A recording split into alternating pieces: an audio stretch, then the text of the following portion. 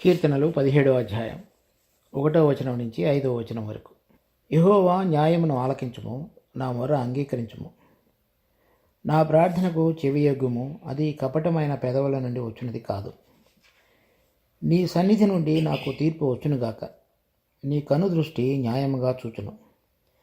రాత్రి వేళ నీవు నన్ను దర్శించి నా హృదయమును పరిశీలించితివి, నన్ను పరిశోధించితివి.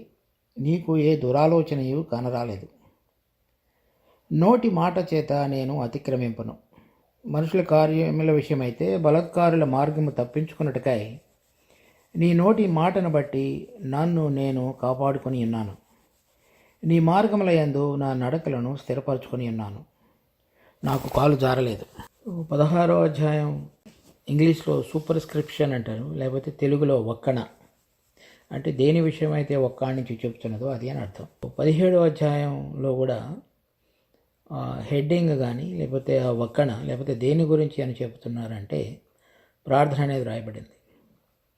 సో చాలామంది ఈ 2 అధ్యాయాలు లేక ఈ 3 అధ్యాయాలు 15, 16, 17 వచనాలన్నీ కూడా 17 కీర్తనలన్నీ కూడా ఒకే వరుసకి లేకపోతే ఒకే క్రమంలో ఒకే ఆలోచన సరళిలో వ్రాయబడినవి అని అనుకుంటారు. సో 15వ అధ్యాయంలో ఆయన సన్నిధిలో ఆయన గుడారంలో అతిథిగా ఉండదగిన వాడేవాడు, లేకపోతే పరిశుద్ధ పర్వతం మీద ఉండదగిన వాడేవాడు. తర్వాత ఆ విధంగా ఉండగలగటానికి తనకు కలిగిన పరిస్థితుల్లో మరి పరలోకం వైపు దేవుని వైపు చూస్తూ ఏ విధంగా తాను జీవించాడో అనేటువంటిది 16వ కీర్తనలో. 17వ కీర్తనలో తనకున్నటువంటి పరిస్థితులను భూలోక సంబంధమైన విషయాలను గురించి మాట్లాడుతూ తను ఏ విధంగా జీవించాడో తెలియజెప్పుతూ 15వ వచనంలో 17వ అధ్యాయం 15వ వచనంలో నేనైతే నీతి గలవాడనై నీ ముఖదర్శనము చేసేదను. 15వ అధ్యాయం 1వ వచనంలో నీ పరిశుద్ధ పర్వతం మీద నివసింపదగిన వాడెవడు. 17వ అధ్యాయం ఆఖరి వచనంలో నేనైతే నీతి గలవాడనై నీ ముఖదర్శనము చేసేదను. నేను మేలుకొనున్నప్పుడు నీ స్వరూప దర్శనముతో నా ఆశను తీర్చుకుందును. అంటే అది చివరికి అక్కడ 15వ అధ్యాయం 1వ వచనంలో వేసినటువంటి ప్రశ్నకి తాను ఏ విధంగా ఉన్నాడో అనేటువంటిది 15, 16, 17 అధ్యాయాల్లో తెలియజెప్పుతూ 17వ అధ్యాయం 15వ వచనం మొదటి భాగం ద్వారా 15వ అధ్యాయం ద్వారా దానికి సమాధానం ఇచ్చి ఆ ప్రశ్నకు ముగింపును తీసుకొచ్చాడు. సో ఈ 17వ అధ్యాయంలో చూడేటువంటి మనం చదివినటువంటి 5 వచనాలలో లేక ఈ ప్రార్థన అంతటిలో కూడా ఈ కీర్తన అంతటిలో కూడా ప్రార్థన అనేటువంటిది ముఖ్యమైనటువంటి అంశంగా ఉంది.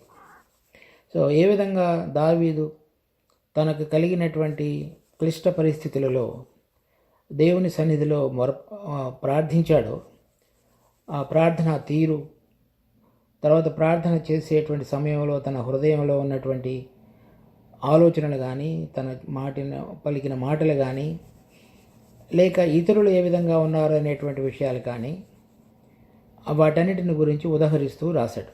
మొదటి వచనం, యెహోవా న్యాయమును ఆలకించుము, నా మొర అంగీకరించుము.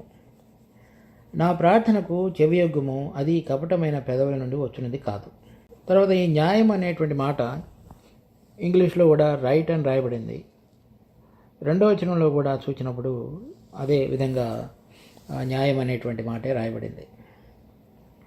అంటే తన జీవితంలో ఏ విధంగా జీవించాడో అటువంటి దానిని నువ్వు ఆలకించి నేను చేసేటువంటి ప్రార్థన అంగీకరించమని చెప్తున్నాడు. మనం ఈ ప్రవర్తన ద్వారా దేవుని సన్నిధిలో యథార్థంగా నడుస్తూ జీవిస్తున్నప్పుడు చాలాసార్లు మనకి ఎంతో నిబ్బరము, నిశ్చయత, మన ప్రార్థన దేవుడు వింటాడనేటువంటి నమ్మకం మనకు కలుగుతాయి. కానీ ఒక విషయం మనం గమనించాలి, ఒక మనిషి మరి ఆత్మ ద్వారా నడిపించబడి దేవుని యొక్క కృపచేత నీతిని జరిగించుతూ ఆ నీతిని జరిగించుతున్నటువంటి నిబ్బరంతో ప్రభువు దగ్గరికి రావటం వేరు, లేక తన స్వయం శక్తి చేత ఆధారపడుతూ తన దేవుని దృష్టిలో మంచిగా ఉన్నాయనుకునే విషయాలు జరిగించి నేను సరిగానే ఉన్నాను అనుకుంటూ వచ్చేటువంటి అంశం వేరు. మనందరం కూడా ఉచితంగా ఆయన చేత నీతిమంతులంగా తీర్చబడ్డాం. తరువాత మనలో ఉంచబడినటువంటి పరిశుద్ధాత్మిక శక్తి చేత ఆ ప్రభావాన్ని మరి స్వీకరించి నీతిగా నడుచుట అనేటువంటిది మనం అభ్యాసం చేసుకుంటూ వచ్చేటువంటి క్రైస్తవ జీవితం.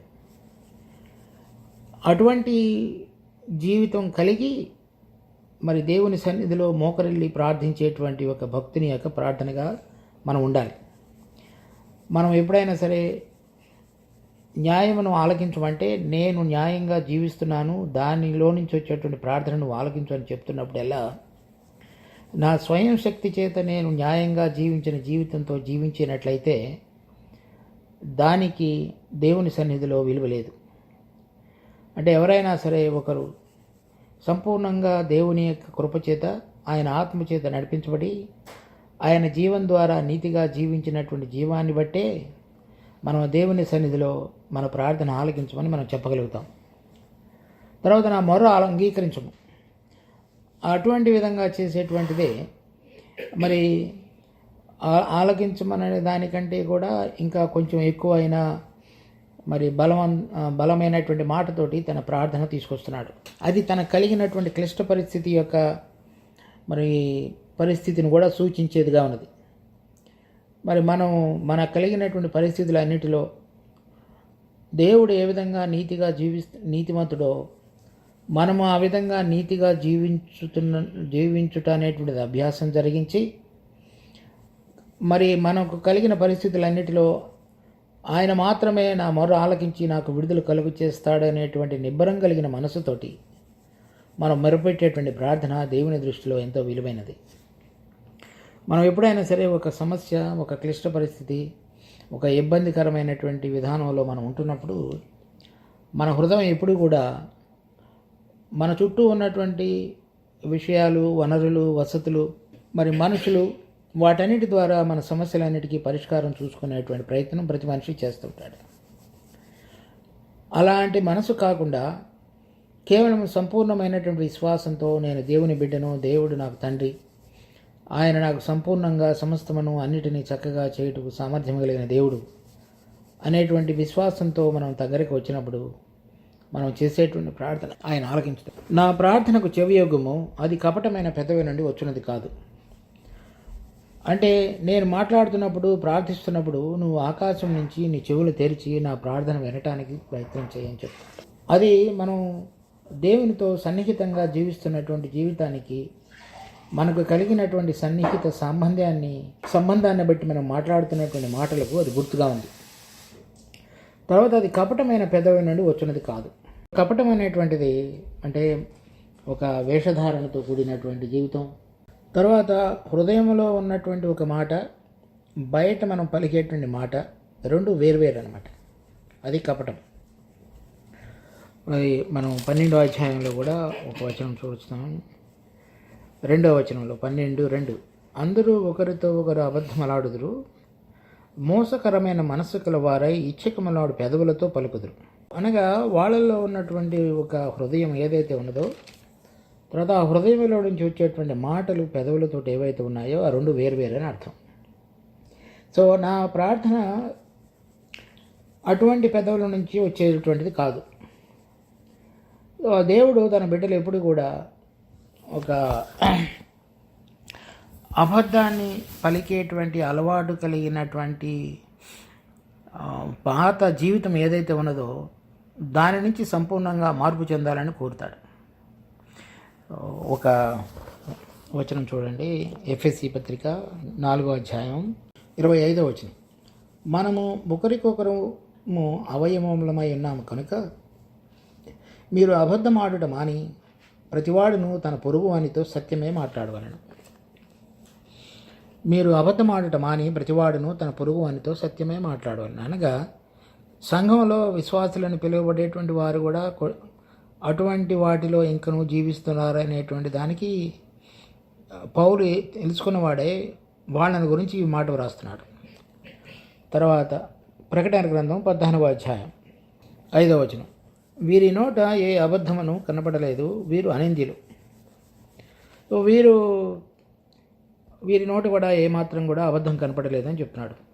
ఇక్కడ చెప్పబడినటువంటి గుంపు 144,000 మంది శ్రమలకు చివరి దినాల్లో శ్రమకాలం రాక మునుపే మరి జయించినటువంటి విశ్వాసులుగా గుర్తించబడి ఈ 14వ అధ్యాయం మొదటి వచనంలో చూడబడినట్టుగా ఆ గొర్రెపిల్ల సియోను పర్వతము మీద నిలబడి ఉండెను.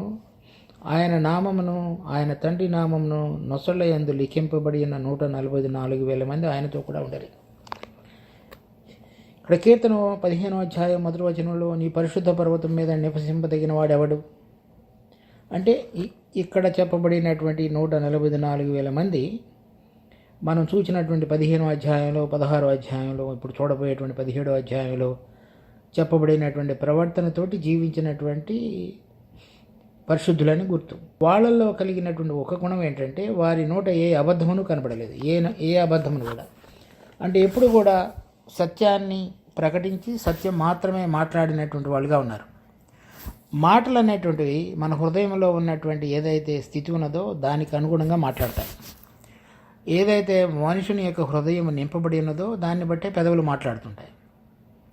కనుక అతను దావీదు దేవుని సన్నిధిలో మొరపెట్టినప్పుడు నా ప్రార్థన కపటమైన పెదవుల నుండి వచ్చినది కాదు. అంటే మనం ఏదైతే దేవుని సన్నిధిలో మాట్లాడుతున్నామో ప్రార్థిస్తున్నామో మన హృదయం యొక్క స్థితి ఆ రెండుకి సరైనటువంటి విధంగా ఐక్యత లేదనేటువంటి దానికి గుర్తు. అబద్ధం చెప్తున్నామంటే అలా నేను లేను అని చెప్తున్నాడు. అంటే హృదయంలో యథార్థమైన స్థితిని కలిగి ఉండి ఏదైతే స్థితి కలిగి ఉన్నాడో దానిని మాత్రమే ఒప్పుకోలుగా దేవుని సన్నిధిలో ప్రార్థించేటువంటి అలవాటు క్రమం కలిగినటువంటి దావీదు జీవితం. మరి విశ్వాసులుగా మనందరం కూడా ఒకవేళ మన పాత స్వభావాన్ని బట్టి సహజమైన స్వభావాన్ని బట్టి పాత పురుషుడు మనలో ఉండుట అనేటువంటి దాన్ని బట్టి లేక మన యొక్క లోకంలో ఉన్నటువంటి సంబంధాన్ని బట్టి లేక పరిస్థితులను బట్టి మన అలవాటు క్రమం కనుక మరి అబద్ధాలు ఇంకను మన జీవితంలో కూడా కొనసాగుతున్నట్లయితే మన ప్రార్థనలో మనం దేవుని ఎదుట నిబ్బరమైన మనసుతోటి మనం అటువంటి విధంగా ప్రార్థించలేము. కనుక మన హృదయం ఏ విధంగా ఉన్నదో మన మాట్లాడేటువంటి మాటలు రెండు హృదయం యొక్క స్థితిని మాత్రమే తెలియజెప్పేవిగా ఉన్నాయా లేక వేరైన విధంగా మాట్లాడుతున్నాయా అనేటువంటిది చూసుకొని సరైన విధంగా మనం సత్యం మాట్లాడుట అనేటువంటి దాన్ని అభ్యాసపూర్వకమైనదిగా మన జీవితంలో అలవరుచుకోవాలి. 2వ వచనం నీ సన్నిధి నుండి నాకు తీర్పు వచ్చునుగాక, నీ కనుదృష్టి న్యాయముగా చూచును. నీ కనుదృష్టి న్యాయముగా చూచును అంటే నువ్వు ఒకవేళ నేను అబద్ధం మాట్లాడితే కూడా అది కూడా నువ్వు చూడగలుగుతావు. లేక నీ సన్నిధి నుండే ఇప్పుడు నాకు కలిగినటువంటి పరిస్థితిలో నాకు తీర్పు వస్తుంది. ఇది ఇంకో రకంగా ఈ కీర్తన లేకపోతే మనం ఈ కీర్తనలో వెనక నేపథ్యం కూడా మరి మొదటి సమయాలు 22వ అధ్యాయం నుంచి 26వ వచనం వరకు 26వ అధ్యాయం వరకు కూడా గమనించవచ్చు. సో వాటిలో జరిగినటువంటి కొన్ని అంశాలు ఈ యొక్క కీర్తనలో కూడా కనబడతాయి. అది నీ సన్నిధి నుండి నాకు తీర్పు వచ్చును కాగా నీ కనుదృష్టి న్యాయంగా తీర్చును. అంటే ఇప్పుడు సౌలు నన్ను తరిమి చంపడానికి ప్రయత్నం చేస్తుండగా ఇప్పుడు నాకు కలిగినటువంటి ఇబ్బంది, నాకు మా పిల్లనిచ్చినటువంటి మామ ఇప్పుడు నాకు శత్రువుగా మారి నా ప్రాణం తీయి చూచుండగా నాకు కలిగినటువంటి పరిస్థితి నువ్వు న్యాయంగా చూసి నీ తీర్పును నువ్వు న్యాయపరంగా నా పక్షంగా కనబరుస్తావు. దానికి తగిన విధంగా మొదటి వచనంలో చెప్పాడు నేను ఏ విధంగా జీవిస్తున్నాను అనేటువంటిది. సో 2వ వచనంలో దేవుడు ఏ విధంగా తన కలిగిన పరిస్థితిని గమనించి తన తీర్పును తన సమయంలో వెల్లడిపరుస్తాడు అనేటువంటి నిరీక్షణ కలిగిన వాడై ఉన్నాడు. 3వ వచనం రాత్రి వేళ నీవు నన్ను దర్శించి నా హృదయమును పరిశీలించితివి, నన్ను పరిశోధించితివి, నీకు ఏ దురాలోచనయు కానరాలేదు, నోటి మాట చేత నేను అతిక్రమింపును. మరలా ఇక్కడ మొదటి వచనంలో చెప్పబడినటువంటి ఒక అంశం 3వ వచనంలో కొంచెం విస్తరించి ఏం చెప్తున్నాడంటే రాత్రి వేళ నీవు నన్ను దర్శించి నా హృదయమును పరిశీలించితివి, నన్ను పరిశోధించితివి. సో 2 మాటలు వాడాడు. ఒకటి పరిశీలించుట, రెండవది పరిశోధించుట. పరిశోధించుట అనేటువంటి మాటల్లో కొంత వ్యత్యాసం ఉన్నది. సో ఈ పరిశీలించడం అనేటువంటిది ఏదైనా ఒక బంగారాన్ని మనం చెప్పబడినప్పుడు అది బంగారమా కాదా అనేటువంటిది, బయట ఎలా ఉన్నది అనేటువంటిది వెలుపల ప్రక్క నుంచి చూడగలిగినటువంటిది పరిశీలించడం. పరిశోధించడం అనేటువంటిది ఆ బంగారాన్ని పుటంలో వేసి దానిలో ఏదైనా మాలిన్యం కానీ పనికిరానటువంటిది కానీ వేరే ఏదైనా అటువంటిది కలపబడినది ఏదైనా ఉంటే కలపబడిందా లేదనేటువంటి పరిశోధించడం. సో నీవు నన్ను రాత్రి వేళ, అంటే రాత్రి అనేటువంటిది దేవుని యొక్క వాక్యంలో మన యొక్క శోధనలు లేక క్లిష్టమైన పరిస్థితులు మనం అది ఒక పరీక్షా సమయం లాంటిది.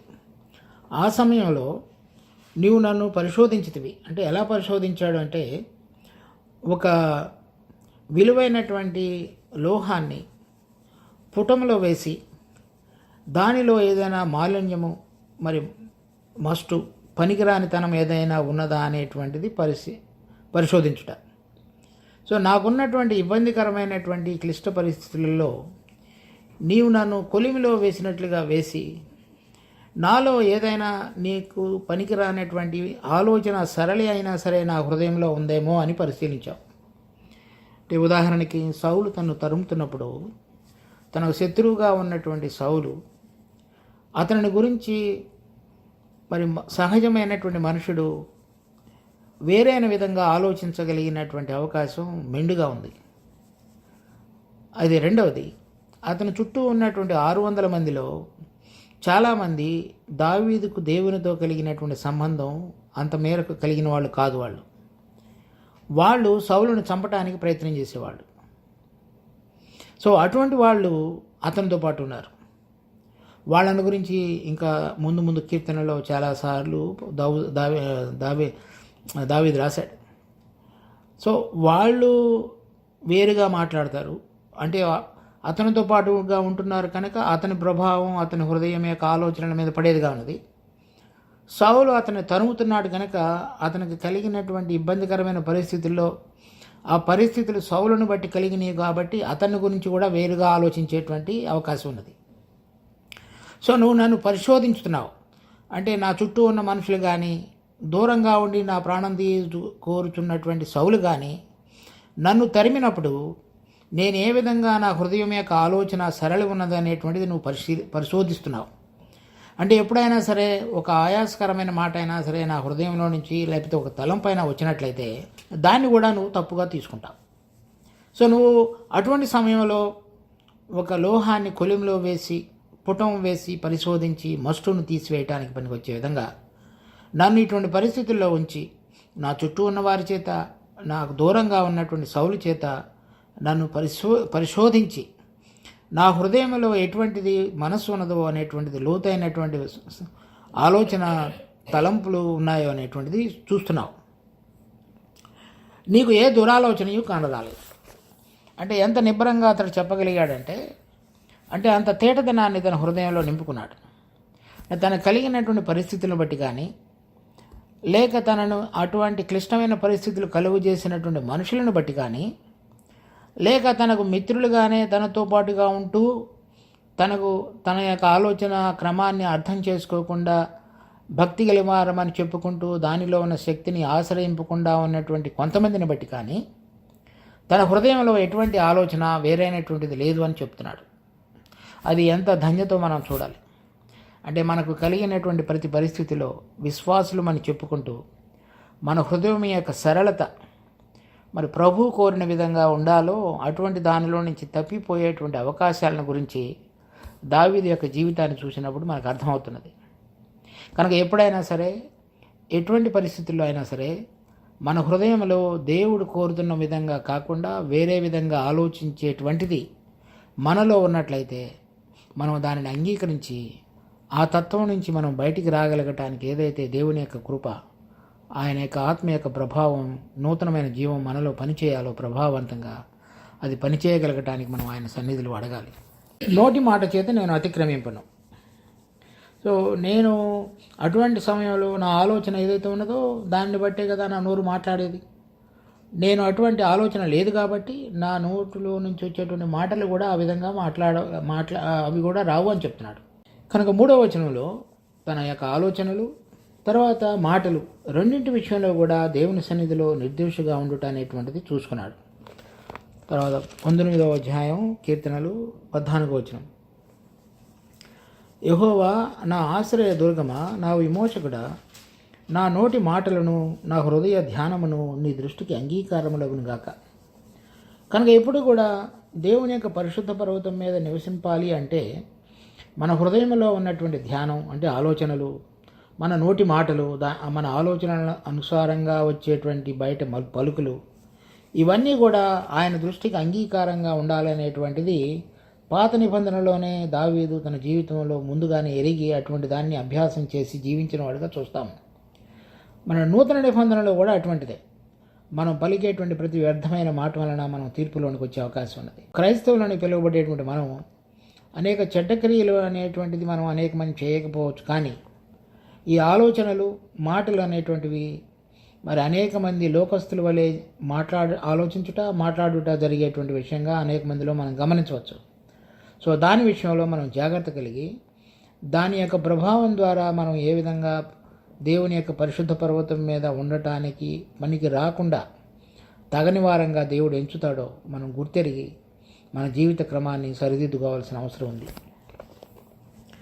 4వ వచనం, మనుషుల కార్యముల విషయమైతే బలత్కారుల మార్గములు తప్పించుకొనుటకై నీ నోటి మాటను బట్టి నన్ను నేను కాపాడుకుని ఉన్నాను. మరి ఇటువంటి పరిస్థితుల్లో తన చుట్టూ ఉన్నటువంటి కొంతమంది ఉన్నారు. వాళ్ళు తను సౌలుని చంపమని అడుగుతున్నారు. అంటే 1 సమూయేలు 26వ అధ్యాయంలో, తర్వాత 28వ అధ్యాయంలో దావీదుకు అటువంటి అవకాశాలు దేవుడిచ్చాడు. అప్పుడు పరిశోధించాడు ఏ విధంగా దావీదు సౌలు పక్షంగా తన శత్రువు పక్షంగా వ్యవహరిస్తాడనేది. ఆ విధంగా చూసినప్పుడు సౌలు తన చేతికి దొరికినప్పటికీ కూడా అతన్ని విడిచిపెట్టాడు. నూతన నిబంధనలో మరి మన ప్రభు యొక్క జీవితంలో శత్రువులను ప్రేమించట, తండ్రి వారేం చేస్తున్నారో వారికి తెలియదు కనుక వారిని క్షమించము.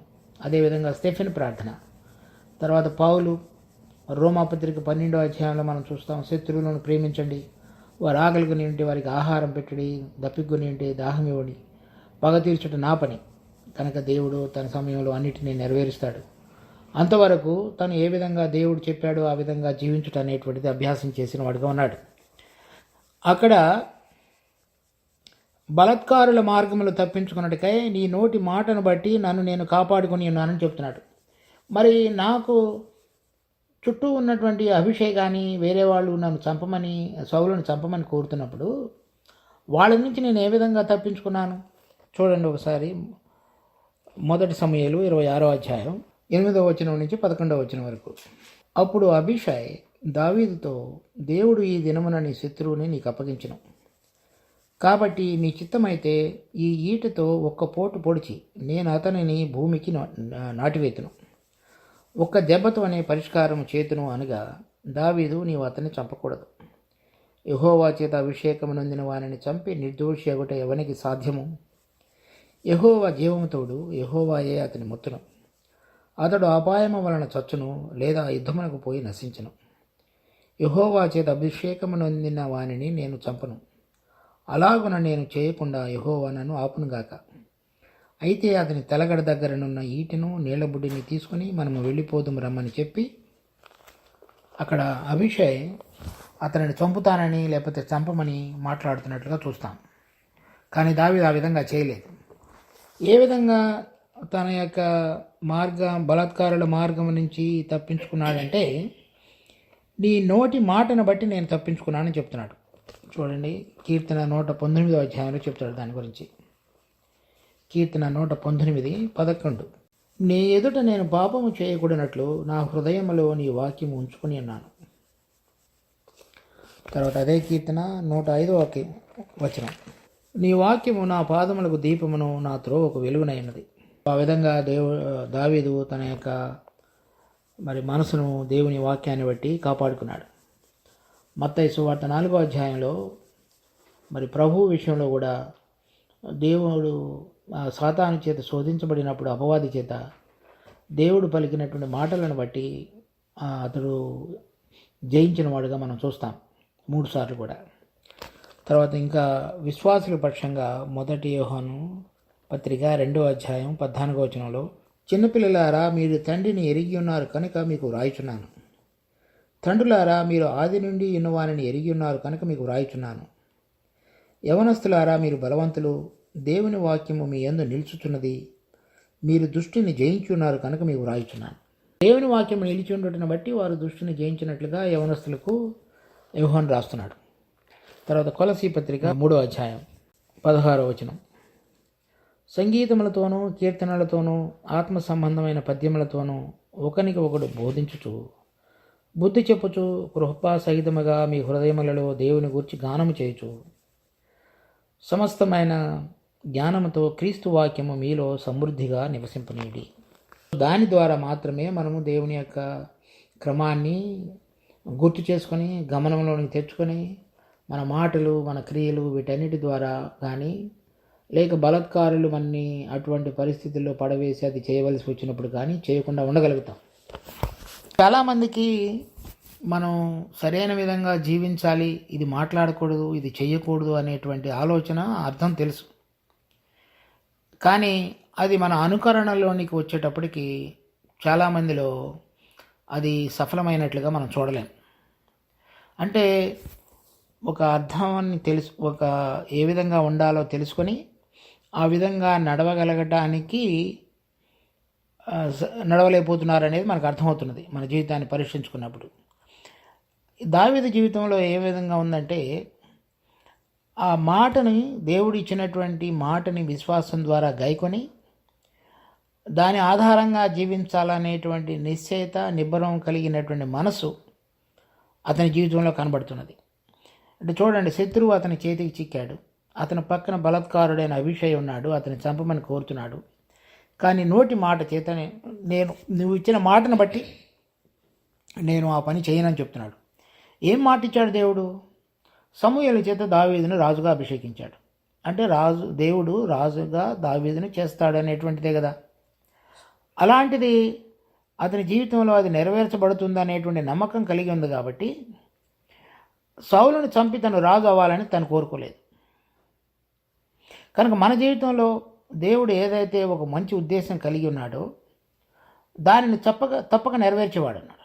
రోమాపత్రిక 8వ అధ్యాయం 28వ వచనంలో చూసినట్లుగా, దేవుని ప్రేమించు వారికి అనగా ఆయన సంకల్పం చొప్పున పిలువబడిన వారికి సమస్తమును సమకూడి మేలు కొరకే జరుగుతుంది.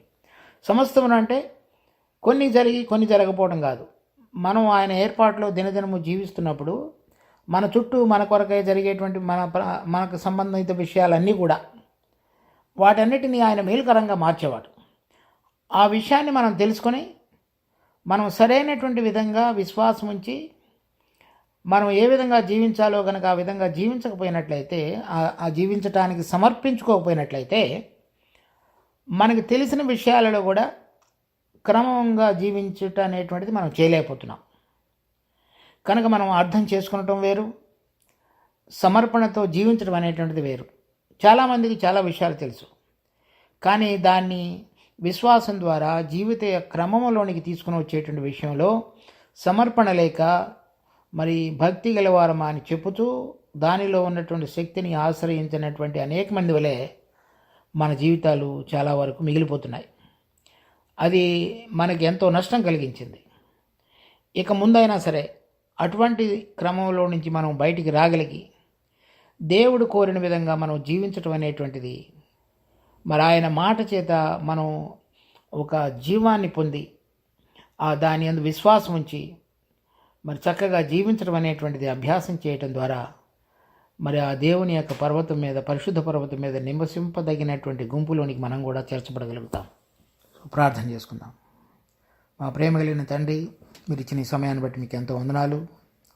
మేము దావీదు జీవితంలో చూస్తున్నటువంటి ఈ ప్రవర్తన నియమావళి మరి మాకు ఎంతో లాభకరంగా మార్చండి.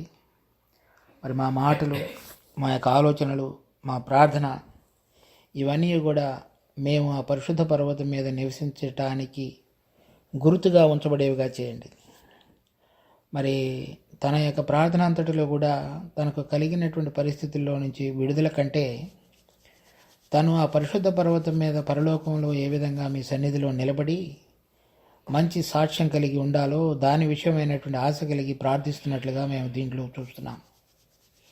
మరి మా గమనం ఎప్పుడు కూడా ఇక్కడ ఉన్నటువంటి విషయాలను బట్టి ప్రార్థించేటువంటి ఆశ కలిగి ఉన్నది. కానీ అంతిమ లక్ష్యంగా ఆ పరలోక సంబంధమైనటువంటి పరిశుద్ధ పర్వతం మీద నివసించడానికి పనికొచ్చే విధంగా మా హృదయం యొక్క సరళిని, ఆలోచనలను, మాటలను మరి ఇవన్నీ కూడా ఆ విధంగా ఒక క్రమ పద్ధతిలోనికి రావడానికి కావలసిన సమర్పణ జీవితాన్ని మీ కృపలో మమ్మల్ని గుర్తు చేసుకొని అనుగ్రహించమని ప్రార్థిస్తున్నాం.